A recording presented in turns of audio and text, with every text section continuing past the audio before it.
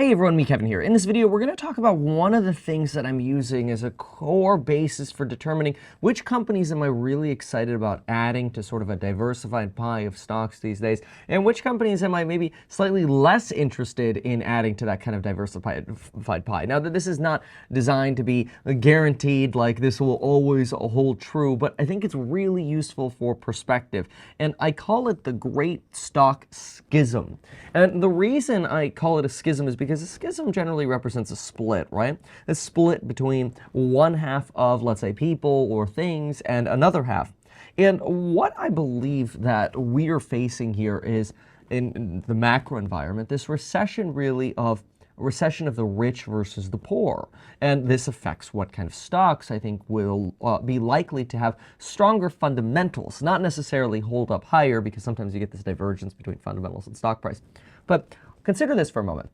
Who were the people during the COVID pandemic who really made out like bandits, who really made the most money? Well, think about it. You've got, on one hand, poorer folks who are more often renters, and then you have wealthier folks who more often own stocks and own their own homes. Well, one of the beautiful things when we look back at the COVID pandemic for the wealthier cohort, which seems backwards, right, was this infinite bailout that we got from the Federal Reserve, which propped stocks up in a beautiful V-shaped recovery. We also had essentially this blanket guarantee from the Fed that, don't worry, any loans that go bad, we will cover, which then led folks and Congress to say, you know what, let's just provide mortgage forbearance. You don't have to make payments on your debts anymore. So people who had debts, especially good debts, didn't actually have to pay those debts. At the same time as interest rates plummeted, so asset valuations were able to skyrocket. So homeowners won with asset valuations going up. Stocks won with essentially the Fed bailing out stocks and stocks going to the moon. But also think about forbearance for a moment on home loans. If somebody was able to forbear 18 months of $2,000 a month payments, that's $36,000, which, yeah, at some point they have to repay, but you add it to the back of your home loan, which is basically like not having to repay it because it basically amortizes to virtually nothing, which is pretty remarkable. That's the beauty about adding things to the back of your home loan. Renters, on the other hand, yeah, they were able to not get evicted, but in most cases, they still had to pay their rent or pay it within the next year. Here, you could delay it for 30 to 40 years. Here, you had to pay within the next year. Business owners, or people who owned assets like businesses, they got massive handouts of money. Not only were you able to get a PPP loan that you didn't have to pay taxes on, but you were able to write off that money as an expense, so you basically got a double deduction here, which was remarkable. And you got free money from the government, which is also quite remarkable.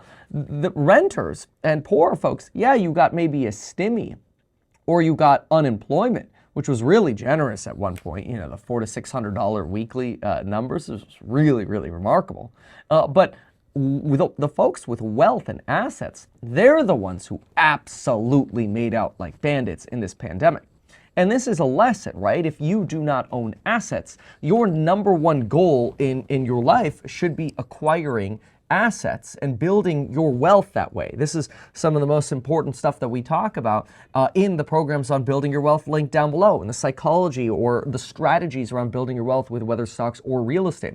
Remember, we've got that coupon code expiring on July 28th. Mark your calendar for that 50% off. You get direct access to me, and recently gave out my cell phone number, my personal cell phone number, to all course members. And I've been going through some of the messages, and boy, oh boy, I just have to say, really, really some nice comments. Take a look at this one. 22-year-old active duty. Just want to tell you, you have helped change my life. Started following you 5 years ago. Became a member in the last year, and I retire in 2 years at 5 months from active duty, and I will be able to retire in large part to you. Your inspiration for me to invest in myself has helped me, and I hope this success story helps to keep you motivated.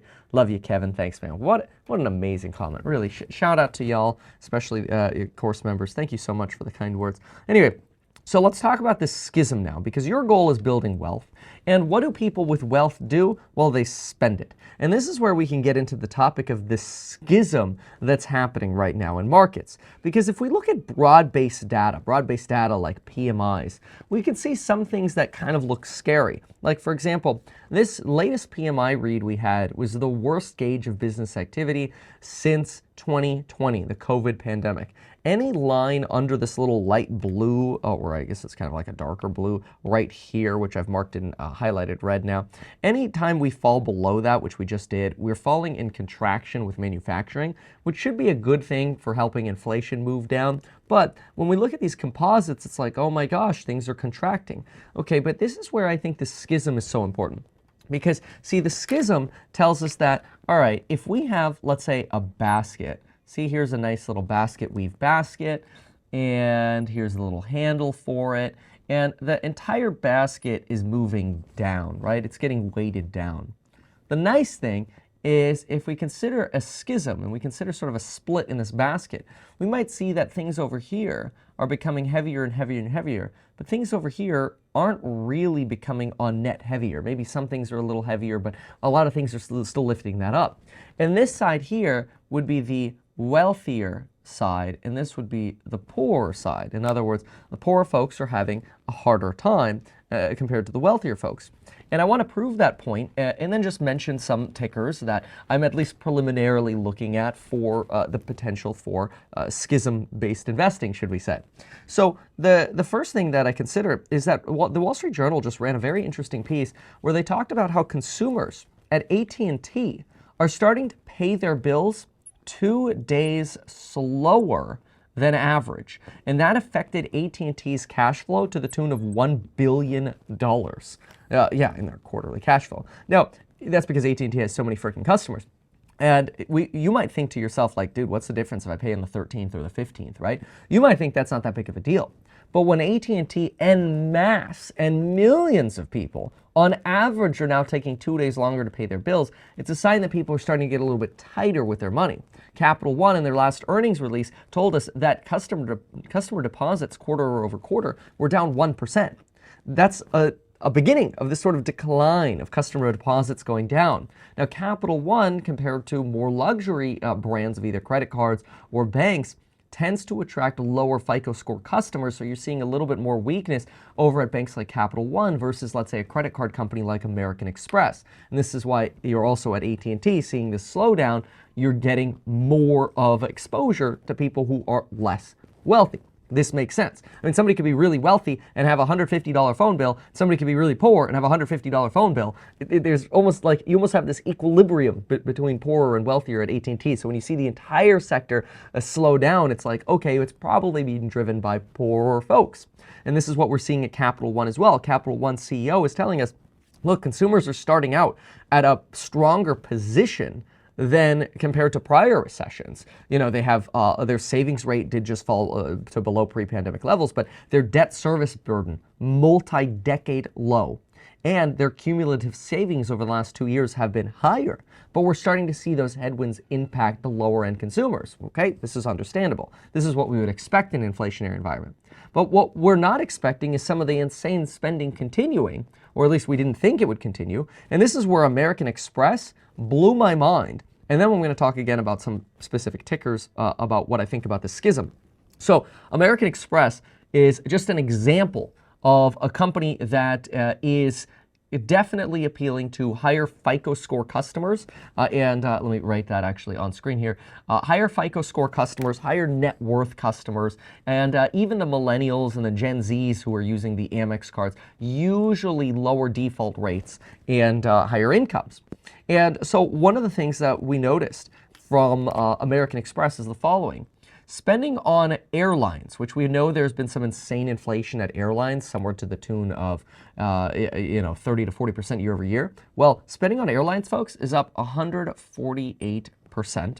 That's year over year, so you're definitely seeing a big boom. While we were already mostly out of sort of reopening last summer, still up 148%. But then we have, it's not just inflation, it is much more transactions, says the CEO, to the tune of the fact that the consumer is spending overall, the Amex customer is spending over 30% more right now, which is absolutely remarkable. Gen Z and millennial spend is up 48% These are remarkable numbers in a time where recession fears were here this entire Q2, right? All of Q2, we had recessionary fears. But what are we getting? AMEX saying, dude, our customers ain't caring about a recession. Small business spending up from 2019. Large corporations are spending more, not necessarily compared to 2019, but compared to last year. Delinquency rates well below pre-pandemic levels. Extremely strong credit performance. AMEX saying, you know what? We are still spending on ads, which I thought was bullish for the advertising industry, but also still hiring. And I think this isn't like Binance clickbait. It's actually, they are still hiring. And they're seeing more use of their buy now, pay later platform, which is Pay It, Plan It, although that seems to appeal more towards their younger demographic, they say. But the big piece of this is really that, man, American Express is telling us, we don't know what's going on other than the fact that our customers have more money and they are spending more. And because they're spending more, we're going to advertise more. We're still hiring. Our millennials and our Gen Zs, they're spending more like crazy. We're not seeing a slowdown in travel and entertainment at all. If anything, these things are booming right now, which is a different story than if you listen to the nuance of the Capital One call or the earnings of AT&T or some of these other companies. And so this is where I want to kind of give you this bottom line with some tickers here. And I want you to think to yourself, how does your portfolio look in terms of the schism, right? So if we have a schism, how is your portfolio divided? And so let's say this is just a typical kind of rich versus poor, right? So an example, in my opinion, and I've said this since even before January, one of the best plays, in my opinion, and keep in mind, I'm talking fundamentals when I say this, fundamental plays. When you have recessionary fears, even great companies with great fundamentals can go down in value.